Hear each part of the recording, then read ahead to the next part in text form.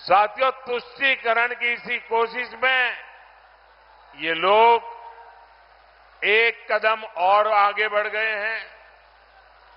हमारे संविधान निर्माताओं ने, हमारे बाबा साहब आंबेडकर ने, इतना ही नहीं, खुद नेहरू जी ने 75 साल पहले जब संविधान बन रहा था तो साफ साफ कहा था कि भारत में धर्म के आधार पर आरक्षण नहीं होगा। लेकिन अब कांग्रेस और इंडी गठबंधन धर्म के आधार पर आरक्षण देने पर अड़े हुए हैं। वे देश को फिर एक बार तोड़ने के लिए जमीन तैयार कर रहे हैं, इसका उनको पता नहीं है। अब कर्नाटका का मैं उदाहरण देता हूं, ये सुनकर के आप चौंक जाएंगे। ये घटना आप गांव-गांव जाके बताना, कर्नाटका में क्या किया उन्होंने। जैसे पूरे देश में ओबीसी को आरक्षण मिलता है, वैसे कर्नाटका में भी मिलता है। 27% आरक्षण ओबीसी के लिए है। इन्होंने क्या किया, रातों रात एक फतवा निकाला, रातों रात एक ऑर्डर निकाला और उस पर थप्पा मार दिया।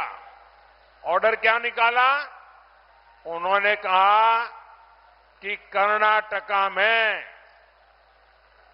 जितने भी मुसलमान हैं,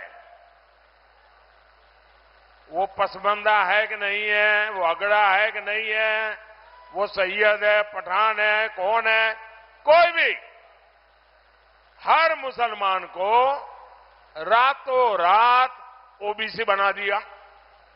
एक कागज निकालकर वो रातों रात ओबीसी बन गए।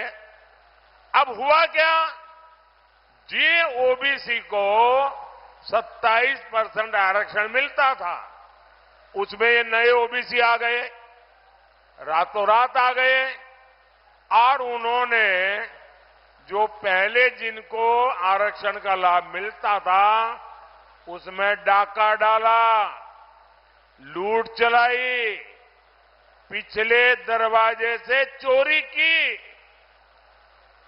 ये करके उन्होंने जो सालों से ओबीसी परेशान है, उनको जो मिलता था वो भी लूट लिया। अब उनका इरादा है जो कर्नाटका में किया वही पूरे हिंदुस्तान में करेंगे। धर्म के आधार पर एससी, एसटी, ओबीसी, उनको जो आरक्षण मिल रहा है वो आरक्षण को धर्म के आधार पर डाका डाल के लूट लेने वाले हैं। क्या इससे हमारा पासी भाई बहन, हमारे कुर्मी भाई बहन, हमारे यादव भाई बहन, हमारे लोधी भाई बहन, हमारे दलित भाई बहन, हमारे शाक्य भाई बहन, हमारा कुशवाहा भाई बहन, इन सब का रातों रात लूट जाएगा? इतने सालों से जो हक आपको मिला है उसमें डाका डालने का खेल चल रहा है। भाइयों बहनों, मैं आज आपको गारंटी देने आया हूं। मैं आज आपको गारंटी देने आया हूं, जब तक मोदी जिंदा है,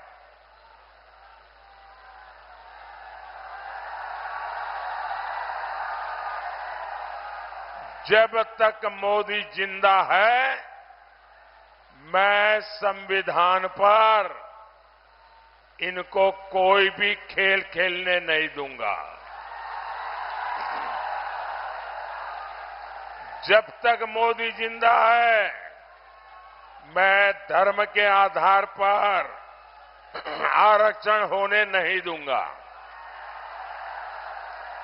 जब तक मोदी जिंदा है, एससी, एसटी, ओबीसी, उनको जो आरक्षण मिला है, किसी को भी उसमें से रत्ती भर चोरी नहीं करने दूंगा। साथियों, कांग्रेस और इंडी वालों की नजर आपकी संपत्ति पर है। इनकी नजर आपके घर, आपके मकान, आपका खेत, आपके पास कोई नकद रकम है, कैश है तो वो, आपके घर में कोई गहने हैं, जेवर है, शादी में आपके परिवार की महिला अपने मायके से जो स्त्री धन लाई है, मंगलसूत्र है, ये सारे पर ये इंडी वालों की, सपा कांग्रेस की नजर है। और वो खुलेआम कहते हैं कि आपके पास जो है उसका एक्सरे निकालेंगे, एक्सरे। मैंने तो कांग्रेस वालों के दिमाग का एक्सरे निकाल दिया है। वे आपका एक्सरे निकालेंगे और आपके पास जो अतिरिक्त संपत्ति है उसको वो लूट लेंगे और कहते हैं कि ये संपत्ति लेकर के हम उसको बांटेंगे। किसको बांटेंगे? मनमोहन सिंह जी जब प्रधानमंत्री थे तब उन्होंने कहा था कि हमारे देश की संपत्ति पर पहला अधिकार मुसलमानों का है।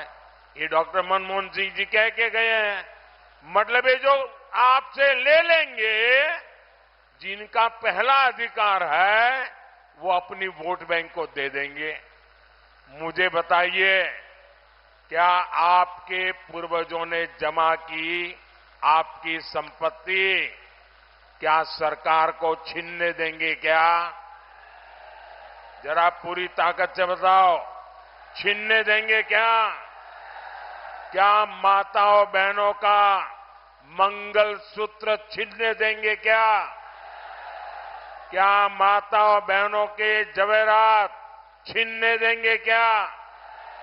क्या आपके खेत के टुकड़े होने देंगे क्या? क्या आपकी संपत्ति लूटने देंगे क्या? भाइयों बहनों, मोदी दीवार बन के खड़ा है।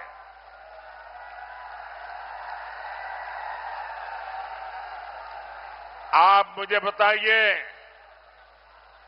आपको लूटने के इरादे जिनके मन में है, क्या ऐसे लोगों को वोट देना चाहिए क्या? ऐसे लोगों को घर वापस भेजना चाहिए कि नहीं? चुन चुन करके साफ करना चाहिए कि नहीं? हर पोलिंग बूथ में साफ करना चाहिए कि नहीं? ज्यादा से ज्यादा बीजेपी एनडीए को वोट दे करके इनका सफाया करना चाहिए कि नहीं करना चाहिए?